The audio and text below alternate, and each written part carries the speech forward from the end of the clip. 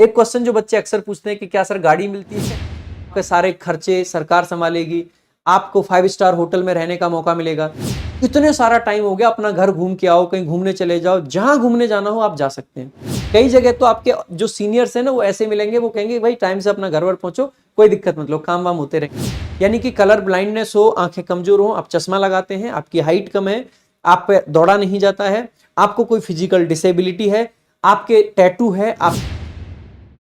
और आज की जो कंप्लीट हमारी डिटेल है वो है एएसओ इन सीएसएस के बारे में। ये एसएससी सीजीएल के अंतर्गत एक बहुत ही अंडररेटेड जॉब है। अंडररेटेड का मतलब है जितना रेट इसको किया जाना चाहिए लोगों के द्वारा, उतना लोग अक्सर करके नहीं करते हैं। थोड़ी सी अंडररेटेड जॉब है। उसका कारण क्या है वो भी मैं आपको बताऊंगा, और कैसी जॉब है, क्या आपको ये जॉब लेनी चाहिए, इस जॉब को टारगेट करना चाहिए या नहीं करना चाहिए। सबसे पहली बात मेरे भाई, इस जॉब की सबसे पहली जो हाईलाइट है, जो सबसे खतरनाक चीज मेरे को लगती है वो ये है कि यह केंद्रीय सचिवालय की नौकरी है। आप समझते हैं केंद्रीय सचिवालय का मतलब? आप ये समझिए कि जहां से ना आपका देश चलता है, ये वहां पे बैठते हैं लोग, यानी कि मंत्रालय। मंत्रालय शब्द जहां पे मंत्री लोग होते हैं, और मंत्रालय है, मंत्री हैं, तो सबसे पहले वहां पे आपके लाइसेंस होंगे। और लाइसेंस होने का मतलब होता है आपके इतने सारे लिंक्स डेवलप हो जाएंगे जीवन में कि आपके जीवन का कोई काम रुकेगा नहीं। अगर आप थोड़ा सा ओपन हैं, थोड़े से एक्सट्रोवर्ट हैं आप, अगर आप बहुत ज्यादा इंट्रोवर्ट हैं, आप चीजें उतने लोगों से बात नहीं करते, तो अलग बात है, ठीक है। सो असिस्टेंट सेक्शन ऑफिसर, जैसे एमईए में भी असिस्टेंट सेक्शन ऑफिसर होते हैं, क्योंकि एमईए भी अल्टीमेटली एक मिनिस्ट्री की ही जॉब है। देखो एएसओ जो मुख्य तौर पे आपके लगते हैं, ये 4-5 जगह हैं। सबसे पहला एमईए के एएसओ होते हैं। इसके अलावा आईबी के एएसओ की भी स्पेसिफिक एक जगह आती है, अलग से वैकेंसीज आती हैं। इसके अलावा रेलवे के एएसओ की भी अलग से जगह आती है, ध्यान देंगे। एमईए पे मैं बना चुका हूं वीडियो। इसके अलावा आपका आईबी की वीडियो बहुत जल्दी आएगी। उससे भी पहले जो वीडियो आएगी वो रेलवे में एएसओ की आएगी, क्योंकि बहुत जबरदस्त नौकरी है रेलवे में एएसओ की। इसके अलावा मेरे भाई आईबी एएसओ की भी आएगी, और एक आपका सीएसएस में एएसओ होता है। अब ध्यान देंगे, जैसे एमईए का हटा दीजिए, आईबी का हटा दीजिए, एएफएच की होता है आर्म्ड फोर्सेस हेडक्वार्टर्स, ठीक है, तो उस वाले को भी हटा दीजिए, ठीक है, और एमईए वाला भी साइड कर दिया। तो उन एएसओ के अलावा जितनी मिनिस्ट्रीज अब आपकी बचती हैं, लगभग हर मिनिस्ट्री के अंदर आपका यहीं से एएसओ सेलेक्ट होके जाते हैं, हर मिनिस्ट्री के अंदर। सो एएसओ इन सीएसएस, सीएसएस का मतलब सेंट्रल सेक्रेटरीट सर्विसेज, ठीक है। सो ये आपका देखो एक लोगो भी होता है इनका, ये आपका है इंडिया का झंडा इस पे बना हुआ है। तो ये है आपका सीएसएस में एएसओ का जॉब। इसके बारे में सबसे पहली बात कही जाती है कि क्या सर ये सबसे आराम की नौकरी है, क्या सच में ये आराम की नौकरी है? तो मैं एक बात कह सकता हूं कि देखिएगा, इसके अंदर बहुत सारी मिनिस्ट्रीज हैं। यानी कि आप पाओगे भारत सरकार के अंदर अगर 4-5 मिनिस्ट्रीज को हटा दिया जाए तो लगभग हर मिनिस्ट्री में यहां से एएसओ जाते हैं। अब इतनी सारी मिनिस्ट्रीज हैं तो तरह तरह के देखो, जैसे होम मिनिस्ट्री बहुत वर्कलोड है। अगर हम बात करते हैं कल्चर वाली मिनिस्ट्री आपकी, वहां पे कोई वर्कलोड नहीं है। तो इसमें बहुत सारी मिनिस्ट्रीज ऐसी हैं जिसमें वर्कलोड बहुत कम है, बहुत आराम की नौकरी है। कुछ मिनिस्ट्रीज ऐसी हैं जिसमें थोड़ा सा वर्कलोड ज्यादा है। तो वो डिपेंड करता है आपकी मिनिस्ट्री पे, कौन सी मिनिस्ट्री में हो। लेकिन फिर भी आपको अभी डिटेल में बताऊंगा कि क्या सच में ये सबसे आराम की जॉब है, क्या इस जॉब के साथ में आप यूपीएससी की तैयारी कर सकते हैं, आप क्या क्या कर सकते हैं, क्या क्या नहीं। एक बार ओवरव्यू ले लेते हैं। सबसे पहले अबाउट एएसओ इन सीएसएस के बारे में जानेंगे, क्या होता है, सैलरी कितनी होती है, वैकेंसीज कितनी आती हैं, और पावर्स क्या क्या होती हैं, सिलेक्शन का प्रोसेस क्या होता है यूपीएससी के द्वारा और एसएससी सीजीएल के द्वारा, इस जॉब की हाइलाइट्स क्या है, प्रोज क्या है और कॉन्स इसके क्या है, ऑफिसेज कहां पे हैं, ट्रांसफर्स कैसे होते हैं, वर्क प्रोफाइल क्या है, पर्क्स क्या क्या होते हैं, और कुछ आपके एफएक्यूज रखेंगे। इसके अलावा कौन सी मिनिस्ट्रीज हैं जिनकी सबसे ज्यादा डिमांड रहती है, और कौन सी मिनिस्ट्री आपको लेनी चाहिए, ठीक है, ये सब भी जानेंगे अच्छी मिनिस्ट्रीज के बारे में। शुरुआत करेंगे शुरुआत से। तो assistant section officer central secretariat services, ये नॉन गेजेटेड आपकी पोस्ट होती है, यानी कि भारत के गैजेट में शामिल नहीं है, राष्ट्रपति के द्वारा जो गैजेट निकाला जाता है वहां पे नहीं है। हालांकि फर्स्ट प्रमोशन के बाद में आप गैजेटेड ऑफिसर बन जाते हैं, यानी कि अभी ये 4600 ग्रेड पे की है, लेकिन जैसे ही आपका पहला प्रमोशन होता है तो आप इसमें गैजेटेड अधिकारी बन जाते हैं, 4800 ग्रेड पे जाते हैं। क्योंकि इसका पे स्केल 4600 ग्रेड पे है आपका, और बेसिक पे इसका बनता है 44,900। अगर पूरी ग्रॉस सैलरी की हम बात करें, सो बेसिक पे आपका 44,900, इसमें आपका डीए लग जाता है 50% एट प्रेजेंट जो है, एचआरए आपका 30% है क्योंकि ये दिल्ली की नौकरी है, इसके अलावा ट्रांसपोर्ट अलाउंस आपका होता है और कुछ आपके अदर छोटे मोटे अलाउंसेज होते हैं। टोटल मिला के 85,000 प्लस आपका बन जाता है। ये है आपका ग्रॉस पे। अगर इन हैंड सैलरी यानी नेट पे की बात करें तो लगभग इसमें से 4-5 हजार पे आपका इनकम टैक्स कटता है, जो कि आप साल के अंत में ITR फाइल करके वापस ले सकते हो, इकट्ठा आ जाता है। तो पूरे के पूरे एक साल का लगभग 1 लाख रुपए के करीब कटा होता है, वो सारा वापस आ जाता है अगर आप CA से ढंग से बात करके करवाओ उसको, ठीक है। अगर आपके खर्चे उतने हैं एक्चुअल में, ITR जो भरते हैं हम। इसके अलावा आपका NPS भी कटता है, तो लगभग NPS और ITR कट कटा के लगभग 75,000 प्लस एट प्रेजेंट में भी स्टार्टिंग सैलरी इसकी बन रही है, ठीक है। तो सैलरी की बात हो गई। इसके बाद में वैकेंसीज कितनी आती हैं, अब की बार इसमें 900 से ऊपर है, मोस्ट प्रोबेबली 1000 से ऊपर जा सकती हैं, संभावनाएं अभी भी कि जा सकती हैं। 2023 में कट ऑफ 320 थी और वैकेंसीज आपकी 720 थी। 2022 में जो कट ऑफ थी वो 331 थी, ये नॉर्मलाइज्ड स्कोर था। यहाँ पे काफी स्कोर नॉर्मलाइजेशन की वजह से बढ़ा था। यहाँ पे वैकेंसीज आपकी 1011 थी। इसमें रिलेटिवली वैकेंसीज ज्यादा होती हैं, जैसे MEA में काफी कम रहती हैं, क्योंकि वो एक अकेली मिनिस्ट्री है। इसके अंदर इतनी सारी मिनिस्ट्रीज हैं, इसीलिए सामान्यतः इसमें वैकेंसीज ठीक होती हैं। और वैकेंसीज ठीक होने के कारण इसकी कट ऑफ नीचे रहती है। इसकी कट ऑफ नीचे रहने का ये कारण बिल्कुल मत समझ लेना कि जॉब अच्छी नहीं है या लोग कम पसंद करते हैं। बहुत लोग पसंद करते हैं, लेकिन थोड़ी वैकेंसीज ज्यादा है, इसीलिए थोड़ी सी कट ऑफ इसकी नीचे रहती है। आगे अगर हम देखें कि क्या प्रोसेस रहता है, तो देखो वही Tier 1 आपका होता है। अगर देखो 2 तरीके से सिलेक्शन हो सकता है, एक UPSC CSE civil services examination के थ्रू, एक SSC CGLE यानी कि कंबाइंड ग्रेजुएट लेवल एग्जामिनेशन के थ्रू। अगर CGLE की बात करें तो 4600 ग्रेड पे ASO सेलेक्ट होते हैं, और UPSC से सीधे के सीधे आपकी स्टार्टिंग की जो पोस्ट होती है वो होती है अंडर सेक्रेटरी की। उसके बाद में जल्दी जल्दी बढ़ जाते हैं, आगे चले जाते हैं। UPSC की बात है, हम CSE यानी सिविल सर्विसेज एग्जामिनेशन की बात नहीं करेंगे। SSC CGL की अगर बात करते हैं तो Tier 1 होता है 200 नंबर का, जो कि क्वालिफाइंग है, मैथ्स, रीजनिंग, इंग्लिश और आपका GK GS होता है। 50-50 नंबर के होते हैं, 25-25 क्वेश्चंस आपके होते हैं, 1 घंटे का समय होता है। एक क्वेश्चन 2 नंबर का होता है, आधा नंबर आपका नेगेटिव मार्किंग का कट जाता है। यह सिर्फ क्वालिफाइंग है, हालांकि इसकी अलग से कट ऑफ लगाई जाती है SSC के द्वारा, जो कि लगभग 140-45 तक जा सकती है।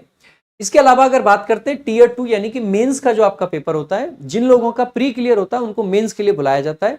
इस बीच में कोई फिजिकल वगैरह आपका नहीं होता है, सीधा मेंस होता है, और मेंस आपका लगभग एक ही दिन के अंदर करा लिया जाता है। तो आप पाओगे 390 नंबर का मेंस होता है।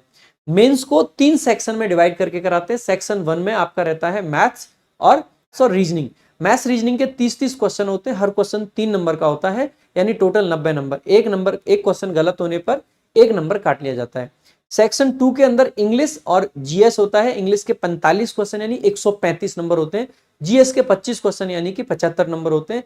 सेम मार्किंग, नेगेटिव मार्किंग यहां भी होती है, 3 नंबर का एक क्वेश्चन, और गलत होने पर 1 नंबर काट लिया जाएगा। उसके अलावा 20 क्वेश्चन कंप्यूटर के होते हैं, जो कि 60 नंबर के हो जाते हैं, और साथ में उसी दिन टाइपिंग भी होती है। यह सब इतना एक ही दिन के अंदर इसमें हो जाता है, ठीक है। टाइपिंग की जो स्पीड है आपकी 28 की चाहिए होती है। डॉक्यूमेंट वेरिफिकेशन जिस डिपार्टमेंट यानी कि CSS के द्वारा ही किया जाता है। इंटरव्यू वगैरह इसमें बिल्कुल भी नहीं होता है। फिजिकल कोई रिक्वायर्ड नहीं है, मेडिकल कोई रिक्वायर्ड नहीं है। हालांकि मेडिकल का एक सर्टिफिकेट आपको बनवा के देना होता है, जो कि आप अपने जिला हॉस्पिटल वगैरह से बनवा सकते हैं।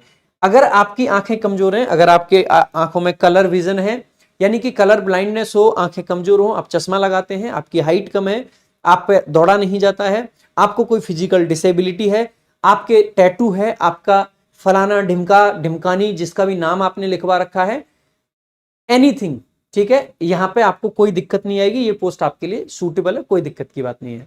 नजर कमजोर है, कुछ भी है, कोई दिक्कत नहीं है, ठीक है। तो यहाँ पे कोई दिक्कत आपको नहीं आएगी। इसके अलावा ये एग्जाम प्रोसेस वही है जो अभी मैंने बता दिया था आपको, सारा का सारा पूरा का पूरा एग्जाम प्रोसेस, ठीक है। इसके अलावा अगर बात करें जॉब हाइलाइट्स क्या क्या है, भाई जॉब के अंदर क्या क्या चीजें ऐसी होती हैं। सबसे पहले तो मेरे भाई जॉब की सबसे बड़ी हाईलाइट ये है कि एकदम रिस्क फ्री जॉब है। सामान्यतः डेस्क जॉब जितनी भी होती है रिस्क फ्री। डेस्क जॉब का मतलब है आपको 9 to 5 जॉब करना है, सुबह ऑफिस जाओ, चेयर मिलेगी, बढ़िया AC सारी मिनिस्ट्रीज हैं। जैसे मूवीज वगैरह में दिखाया जाता है वैसा नहीं है। आज की डेट में सारी मिनिस्ट्रीज AC में चली गई हैं। खास करके अब आप देखोगे सेंट्रल विस्टा जो सरकार का एक बहुत बड़ा प्रोजेक्ट है, उस पर काम चल रहा है, और मोस्ट प्रोबेबली इस साल के अंत तक सेंट्रल विस्टा में लोग ट्रांसफर हो जाएंगे। बहुत अच्छी जगह है, बहुत जबरदस्त, मतलब इतने सारे, मतलब वहां पे काम करने में भी ना मजा आएगा, इस प्रकार की जगह है। वीकेंड एकदम ऑफ रहता है आपका, यानी कि संडे सैटरडे पूरी छुट्टी है। आप अपने घर मौज मारो, आप घूमने चले जाओ, आप जहां घूमना चाहते हो वहां चले जाओ। सामान्यतः ये लोग क्या करते हैं, बहुत सारे जो मेरे स्टूडेंट्स और जो दोस्त हैं, जैसे संडे सैटरडे पड़ा, अब की बार वेंसडे का मुहर्रम है, छुट्टी है, तो कुछ लोगों ने क्या करा कि मंडे और ट्यूसडे की छुट्टी लगा दी। इसमें क्या हो जाता है कि संडे सैटरडे मिल गया, मंडे ट्यूसडे की छुट्टी हो गई, वेडनेसडे की वैसे छुट्टी है। इतने सारा टाइम हो गया, अपना घर घूम के आओ, कहीं घूमने चले जाओ, जहां घूमने जाना हो आप जा सकते हैं। अगर किसी वीक में 2 छुट्टी पड़ती है तो पक्का लोग 3 CL लेके पूरे के पूरे वीक को मस्त बना देते हैं, इस सैटरडे से लेके अगले संडे तक। इस प्रकार से लोग काम करते हैं, यानी कि लीव भी आसानी से मिल जाती है। जैसे पुलिस वगैरह में क्या होता है भाई, लीव लेने के लिए, जैसे हम दिल्ली पुलिस में हम थे, हमें जाना होता था, सबसे पहले तो एक एप्लीकेशन लिख के मुंशी को पकड़ाओ, मुंशी उसको SHO को दे के आएगा, SHO फिर हमें बुलाएगा, क्यों छुट्टी चाहिए, क्या चाहिए, वहां पे बताओ जी मुझे छुट्टी इसलिए चाहिए, मेरी मम्मी बीमार है, इसको ये हो गया, उसको वो हो गया। लोगों को कई बार ऐसे एप्लीकेशन लगाने पड़ते हैं कि जी दादी जी की डेथ हो गई, इसका ये हो गया, वो हो गया, इंगेजमेंट है मेरी, तुम्हारी इंगेजमेंट है तो लाओ सबूत दो, इस चीज का भी सबूत मांग लेते हैं। जी बच्चा हुआ है मेरे के, सबूत दो बच्चा हुआ है। ऐसी ऐसी चीजें होती है पुलिस डिपार्टमेंट में, तो पुलिस महकमे में तो अब बच्चे का क्या सबूत दे, बच्चा लाके पहले उठा के किसी से घर से मंगवाएंगे, ये देखो जी ये हमारा बच्चा ये हुआ, अब इसके लिए हमें जाना है घर। ऐसी हालत है पुलिस महकमे में तो। लेकिन यहाँ पे ऐसा कुछ नहीं है, यहाँ पे क्या है, आपको छुट्टी चाहिए आप रुक जाइए आराम से, बाद में एप्लीकेशन भेज दीजिए, आपकी छुट्टी अप्रूव हो जाएगी। ठीक है। बेस्ट अपॉर्चुनिटी रहती है भाई लाइसेंस के लिए। लाइसेंस क्यों, अगर आप मिनिस्ट्री में रह रहे हो तो आपके बहुत अच्छे लाइसेंस बन जाएंगे। आप बहुत बड़े बड़े मंत्रियों से मिलोगे, बहुत बड़े बड़े पावरफुल जो लोग हैं जो सत्ता को चला रहे हैं, आप उनसे मिलोगे, जो पूरे देश को संभाल रहे हैं, आपकी उनसे जान पहचान होगी, अच्छे अच्छे लिंक बन जाएंगे। और इसका परिणाम ये होगा कि जीवन में आपका कोई काम नहीं रुकेगा। किसी का काम रुक सकता है भाई, आपका नहीं रुकेगा। क्यों, आप मंत्रालय में बैठते हो। ठीक है। इसके अलावा सोशल रिस्पेक्ट बहुत होती है। जहां मंत्रालय का नाम आ जाता है ना, वहां पे ऑटोमेटिकली लोगों के मन में सीधा क्या आता है, मंत्रालय का मतलब लोगों को मंत्री दिखते हैं, बड़े बड़े प्रधानमंत्री, और वहां तक की बातें सुनाई देती हैं। लोग नहीं समझते हैं कि आप ASO हैं या आप SO हैं या आप सेक्रेटरी हैं या आप क्या हैं।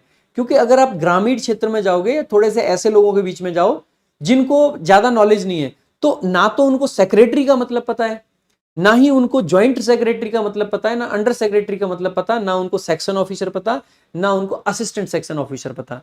अगर आप कहो कि ये सेक्शन ऑफिसर है, ये असिस्टेंट सेक्शन ऑफिसर है, तो लोग तो ये समझेंगे अरे ये बड़ी चीज है, इसके नाम में 3 अक्षर आ रहे हैं, मतलब 3 शब्द हैं, इसके में 2 ही हैं।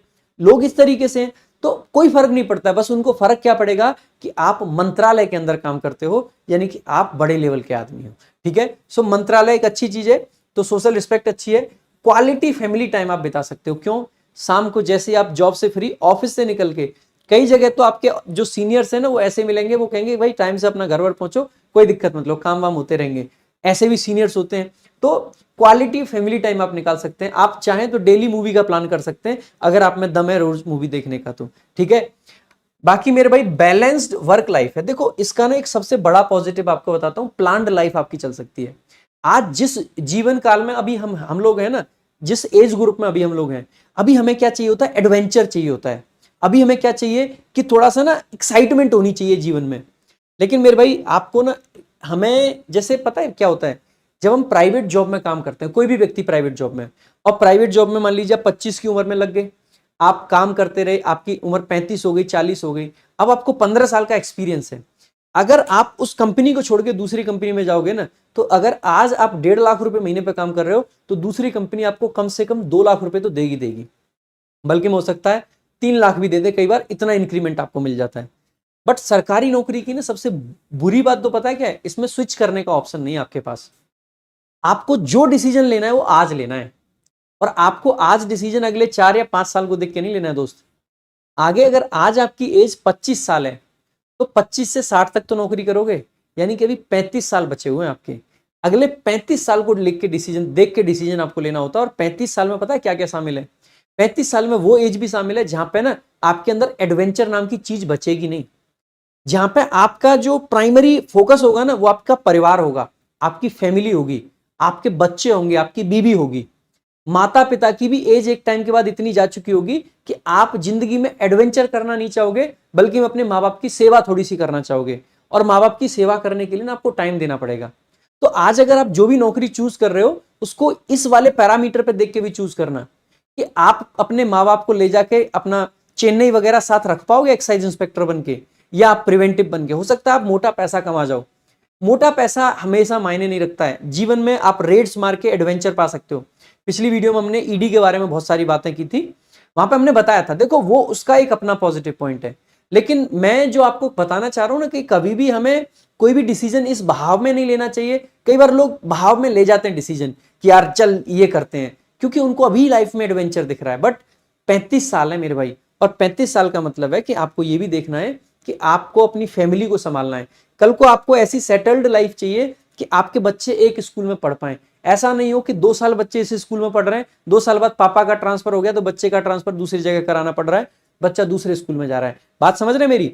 तो इस तरीके से आपको आपकी प्लान्ड लाइफ चल सकती है, बिकॉज सीएसएस यानी कि मिनिस्ट्रीज, और मिनिस्ट्रीज यानी कि दिल्ली, आप दिल्ली में वेल सेटल्ड लाइफ जी सकते हैं, क्वालिटी फैमिली टाइम स्पेंड कर सकते हैं, बैलेंस्ड वर्क लाइफ चलेगी, आप पे कभी काम इतना प्रेशर नहीं डालेगा कि आप स्ट्रेस लेके घर में एंट्री करो। ठीक है, तो ये चीजें आपको पता होनी चाहिए सारी चीजें। बेस्ट जॉब फॉर गर्ल्स होती है, इससे बढ़िया जॉब गर्ल्स के लिए पूरे एसएससी सीजीएल के अंदर मैं कोई नहीं मानता हूं।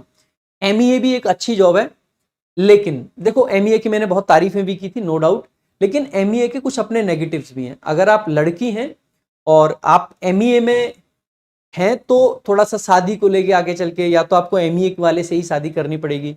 अगर आप अदर किसी पर्सन से करते हैं तो फिर आप फॉरेन पोस्टिंग जाने में दिक्कत होगी, बहुत सारी चीजें वहां पे आ जाती हैं। और एमईए में एक अपने उसकी भी लिमिटेशंस हैं। सीएसएस में होने का ये फायदा रहता है, आपको जिंदगी भर दिल्ली में रहना है, आप बढ़िया से रहिए, परिवार को अच्छे से पालिए, बच्चों का ध्यान रखिए, कोई दिक्कत आपको नहीं होने वाली है। तो सीएसएस बेस्ट जॉब है मेरे हिसाब से लड़कियों के लिए। क्या इसके कुछ नेगेटिव पॉइंट्स भी हैं? तो देखो नेगेटिव पॉइंट्स वही हैं जो पॉजिटिव के एकदम अपोजिट हैं। जैसे क्लैरिकल जॉब है, बहुत ज्यादा वो फील नहीं आएगा कि आप इंस्पेक्टर बने हो जीवन में। लाइक सीजीएल के लिए इतनी मेहनत करी, इतनी पावर चाहिए, ये चाहिए, रील्स देख देख के हमारा माइंड ऐसा हो चुका है कि नहीं नहीं हमें तो पावर चाहिए, पावर चाहिए। ये जो पावर की जो भूख है ना, इसमें बहुत बड़ा रोल प्ले करती है रील्स। जब हम रील्स देखते हैं हमें लगता है यार हम पे भी ये पावर हो। हमने रील्स में देखा कि कोई व्यक्ति जा रहा है, गाड़ी से उतर रहा है, ये कर रहा है, वो, आपको भी ये सब मौके मिल सकते हैं। अभी बताऊंगा कौन सी मिनिस्ट्रीज में क्या क्या अपॉर्चुनिटीज मिल सकती हैं, वो सब पे भी बात करेंगे।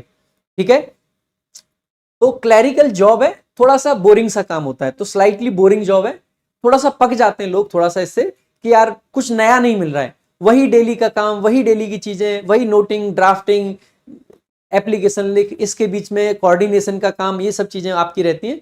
बहुत ज्यादा नया कुछ इसमें नहीं होता है। लिटिल चांस ऑफ करप्शन, आप इसको पॉजिटिव माने या negative, its up to you. इसीलिए मैंने कॉन्स ना लिख के इंपॉर्टेंट लिख दिया है। बात इंपॉर्टेंट ये है कि करप्शन के बहुत कम चांस होते हैं, ना के बराबर चांस है, क्योंकि मिनिस्ट्रीज के अंदर रहना है, पब्लिक डीलिंग आपकी नहीं है, और जब तक पब्लिक डीलिंग नहीं होती करप्शन होने का चांस तो है ही नहीं, है ना। बाकी अपना अपना कौशल है, लोग पता नहीं ऐसी ऐसी जगह से भी करप्शन कर जाते हैं, पता नहीं, अपना अपना कौशल है, जैसे जो जहां दिखा जाए। ठीक है, स्लो प्रमोशंस, इसका सबसे बड़ा जो नेगेटिव है जिसकी वजह से लोगों ने सीएसएस को चूज करना कम करा, वो है प्रमोशंस बहुत स्लो हैं। अगर आप डिपार्टमेंटल एग्जाम को क्लियर ना कर पाए तो 8-9 साल लग जाते हैं कई बार।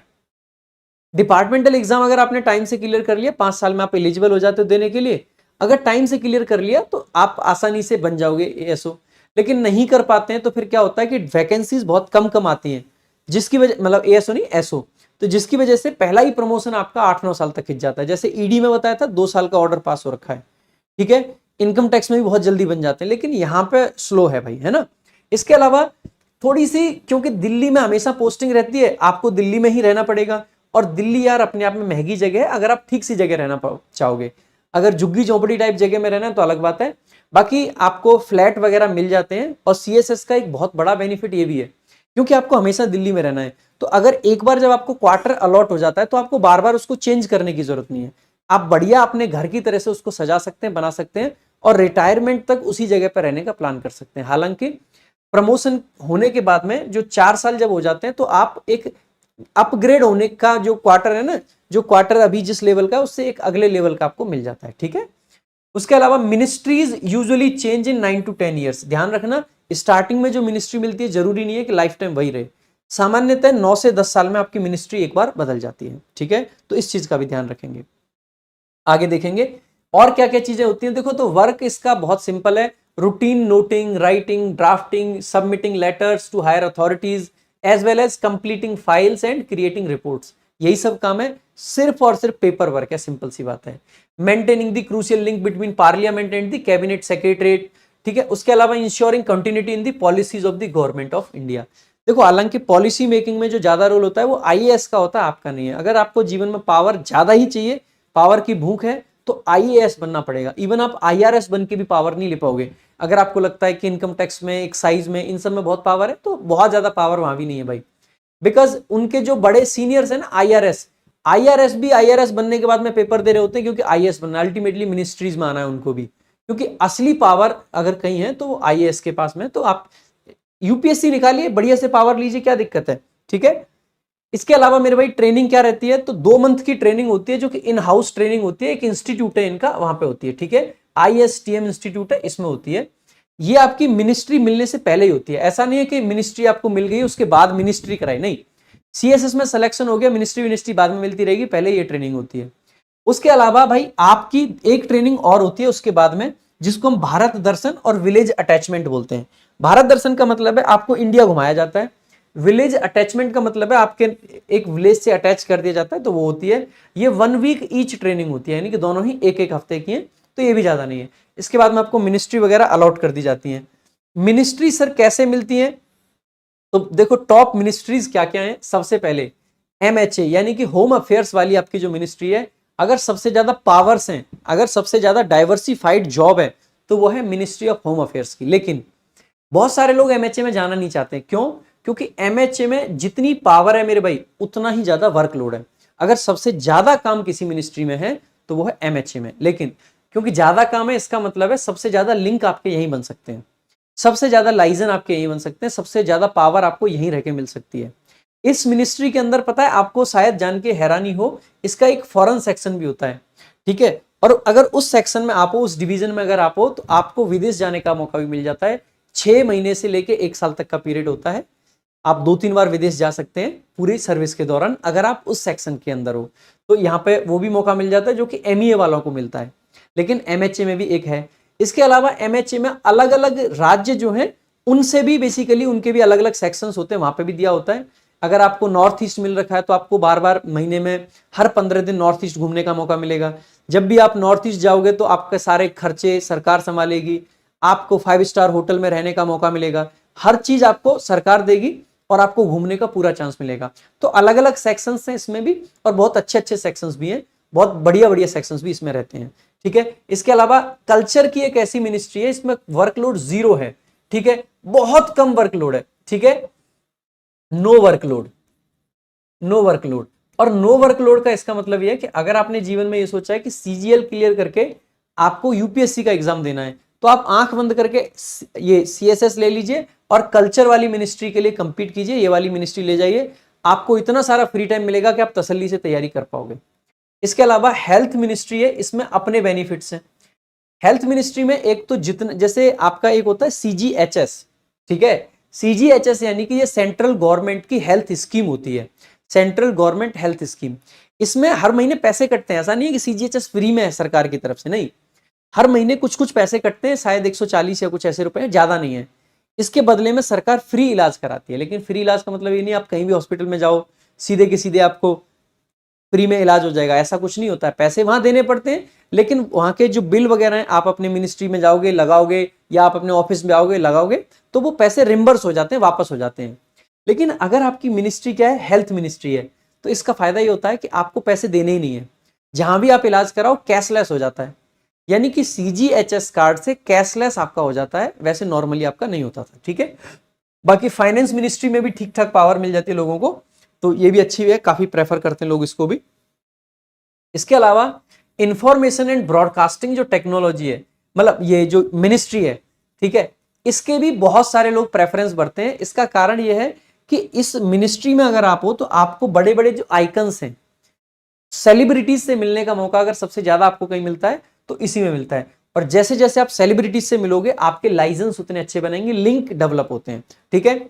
इसके अलावा एक आपकी हाई, जिसको रोड वाली है, national highway authority of India, ठीक है, अगर आप यहां चले जाते हो तो आपको एक ना ब्लैक टैग मिलता है, फास्ट टैग, ठीक है।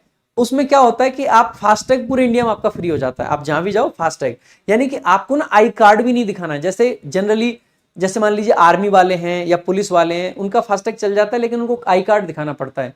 लेकिन इनको ना एक फास्टैग ही मिल जाता है, ब्लैक फास्टैग होता है, अपनी गाड़ी पे लगा लेते हैं और उसके बाद में फास्टैग से ऑटोमेटिक खुलता रहेगा, उसमें पैसे वैसे डालने की जरूरत नहीं है, वो फ्री ऑफ कॉस्ट चलता रहता है। तो इनकी एक ये सुविधा मिल जाती है। तो काफी सारी सुविधाएं मिल जाती हैं अलग अलग मिनिस्ट्रीज की। बाकी ये कुछ ऐसी मिनिस्ट्रीज है जिनको लोग बहुत प्रेफर करते हैं। अगर आपको यूपीएससी करना है तो कल्चर में चले जाना, अगर आपको पावर चाहिए तो एमएचए में चले जाना मेरे भाई। आगे अगर इसके बारे में कुछ और चीजें देखें तो इसके कुछ पर्क्स होते हैं जो कि हर सरकार मतलब हर जॉब के हैं। जैसे चाइल्ड केयर वाला हो गया, एलटीसी वाला हो गया, मेडिकल का हो गया, हॉस्टल सब्सिडी हो गया, ये सब जॉब में है, जितनी गवर्नमेंट जॉब है सब में, तो यहाँ पे भी है। इसके अलावा मेरे भाई इसके प्रमोशंस कैसे कैसे होते हैं, देखो इसके प्रमोशन स्लो हैं। एएसओ से एसओ बनने में 7-8 साल लग जाते हैं। इसके अलावा फिर एसओ से अंडर सेक्रेटरी बनते हैं। अंडर सेक्रेटरी बी बोला जाता है इसमें भी, यानी कि ए नहीं बोलते हैं, ए होते हैं यूपीएससी वाले। अंडर सेक्रेटरी से डिप्टी सेक्रेटरी तक ज्यादातर लोग सिर्फ यहीं तक पहुंच पाते हैं, इससे आगे नहीं जा पाते हैं। बाकी फिर भी इसकी जो हायरार्की है उसके बाद में एडिशनल होता है, ज्वाइंट होता है और फिर डायरेक्टर आपका होता है। ठीक है, तो ये सारे लोग होते हैं। अगर इसके आगे हम बात करें फ्रीक्वेंटली आस्क्ड क्वेश्चंस, कुछ एफएक्यूज जो आपके होते हैं, तो पोस्टिंग कहां और कैसे मिलती है, रैंक और मार्क्स के आधार पर दिल्ली में ही अलग अलग मिनिस्ट्रीज और गवर्नमेंट ऑफिस में पोस्टिंग मिलती है। यानी कि पोस्टिंग कहां रहनी है, दिल्ली में। और वो किसके आधार पर मिलेगी, रैंक के आधार पर मिलती है भाई आपको। ठीक है, इसके अलावा ट्रांसफर होता है या नहीं, देखो सामान्यतः सारी मिनिस्ट्रीज दिल्ली में, लेकिन क्या दूसरे किसी प्रदेश में मिनिस्ट्रीज है ही नहीं है, यानी कि कुछ कुछ जगह कुछ कुछ मिनिस्ट्रीज के ऑफिस भी हैं, तो ट्रांसफर होने के चांसेस बहुत कम है, क्योंकि कुछ ही मंत्रालय हैं जिनके ऑफिस किसी और राज्य में भी हैं। जैसे एग्रीकल्चर के दूसरे राज्यों में मिल जाएंगे, सिविल एविएशन के मिल जाएंगे, कॉमर्स के मिल जाएंगे, होम के मिल जाएंगे, लेबर के, लॉ एंड जस्टिस के, अर्बन डेवलपमेंट के, डीओपीटी के, इनके मंत्रालय और जगह हैं, तो आपको वहां जाने का मौका मिल जाता है। सामान्यतः यहाँ पे लोग जाना चाहते हैं क्योंकि वहां पे जाने की जगह होती है एक एक लोगों की, लेकिन किसी के अगर होम टाउन के आसपास पड़ रहा होता है तो लोग जाना चाहते हैं। तो ऐसा नहीं जबरदस्ती भेजा जाएगा, आप दिल्ली में रहना चाहिए, दिल्ली रहिए, कोई दिक्कत की बात नहीं है। ठीक है, इसके अलावा एक क्वेश्चन जो बच्चे बहुत पूछते हैं वो ये है कि क्या एएसओ इन सीएसएस को पीएमओ में पोस्टिंग मिल सकती है, तो मेरे भाई बिल्कुल मिल सकती है, कोई दिक्कत की बात नहीं है, क्योंकि मिनिस्ट्री सारी में मिल सकती है कहीं भी। एक क्वेश्चन जो बच्चे अक्सर पूछते हैं कि क्या सर गाड़ी मिलती है, तो मेरे भाई गाड़ी अलग से ऐसा कुछ नहीं मिलती है, एएसओ को गाड़ी वाड़ी नहीं मिलती है। लेकिन अगर आप ऑफिशियल किसी काम से जा रहे हैं तो आप सरकारी गाड़ी में जा सकते हैं, कोई दिक्कत की बात नहीं है। ऑफिशियली ऑफिस से गाड़ी आपको लेगी, जहां आप जा रहे हैं वहां तक छोड़ेगी, वहां से वापस लेगी, आपका इंतजार करती रहेगी जितनी देर आप वहां पे हैं, फिर वहां से वापस लेगी, ऑफिस ही छोड़ेगी। अगर आप ये सोच रहे हैं कि ऑफिस आप गाड़ी से एक ड्राइवर आए आपको घर से उठाए ऑफिस छोड़े, तो वैसा कुछ आपको नहीं मिलने वाला है। ठीक है।